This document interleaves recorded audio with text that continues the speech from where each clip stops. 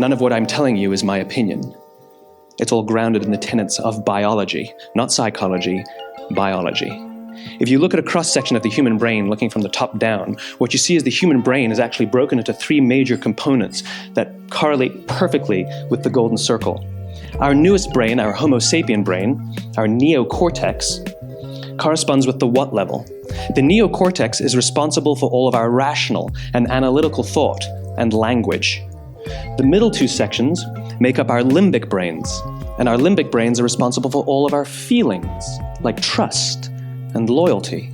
It's also responsible for all human behavior, all decision-making, and it has no capacity for language. In other words, when we communicate from the outside in, yes, people can understand vast amounts of complicated information like features and benefits and facts and figures. It just doesn't drive behavior. When we communicate from the inside out, we're talking directly to the part of the brain that controls behavior, and then we allow people to rationalize it with the tangible things we say and do. This is where gut decisions come from. You know, sometimes you can give somebody all the facts and your figures and they say, I know what all the facts and details say, but it just doesn't feel right.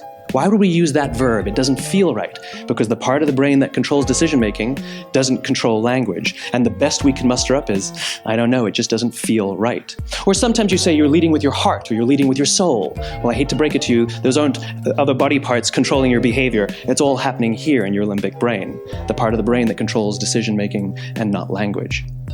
But if you don't know why you do what you do, and people respond to why you do what you do, then how will you ever get people to vote for you or buy something from you, or more importantly, be loyal and want to be a part of what it is that you do?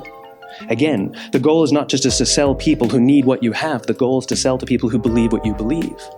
The goal is not just to hire people who need a job. It's to hire people who believe what you believe. I always say that, you know, there's if you hire people just because they can do a job, they'll work for your money. But if you hire people who believe what you believe, they work for you with blood and sweat and tears. And nowhere else is there a better example of this than with the Wright brothers. Most people don't know about Samuel Pierpont Langley. And back in the early 20th century, the pursuit of powered man flight was like the .com of the day. Everybody was trying it. And Samuel Pierpont Langley had what we assume to be the recipe for success. I mean, even now, you ask people, why did your product or why did your company fail? And people always give you the same permutation of the same three things. Undercapitalized, the wrong people, bad market conditions. It's always the same three things. So let's explore that. Samuel Pierpont Langley was given $50,000 by the War Department to figure out this flying machine. Money was no problem. He held a seat at Harvard and worked at the Smithsonian and was extremely well connected. He knew all the big minds of the day. He hired the best minds money could find, and the market conditions were fantastic. The New York Times followed him around everywhere, and everyone was rooting for Langley. And how come we've never heard of Samuel Pierpont Langley? A few hundred miles away in Dayton, Ohio, Orville and Wilbur Wright. They had none of what we consider to be the recipe for success. They had no money. They paid for their dream with the proceeds from their bicycle shop. Not a single person on the Wright brothers' team had a college education, not even Orville or Wilbur. And the New York Times followed them around nowhere. The difference was Orville and Wilbur were driven by a cause, by a purpose, by a belief. They believed that if they could figure out this flying machine, it'll change the course of the world. Samuel Pierpont Langley was different. He wanted to be rich and he wanted to be famous. He was in pursuit of the result. He was in pursuit of the riches. And lo and behold, look what happened.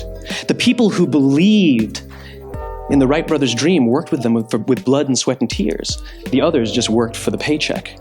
And they tell stories of how every time the Wright brothers went out, they would have to take 5 sets of parts because that's how many times they would crash before they came in for supper. And eventually, on December 17th, 1903, the Wright brothers took flight. And no one was there to even experience it. We found out about it a few days later. And further proof that Langley was motivated by the wrong thing, the day the Wright brothers took flight, he quit.